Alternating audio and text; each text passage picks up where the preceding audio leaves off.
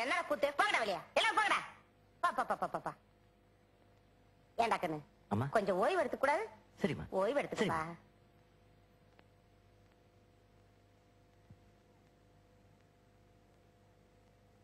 சிஷியா ஒரு பீடி கொடு. ஏய் சின்ன பசங்க பீடி குடிக்கூடாடா. அண்ணா நான் உன்னை விட 10 வயசு பெரியவன் தெரியுமா?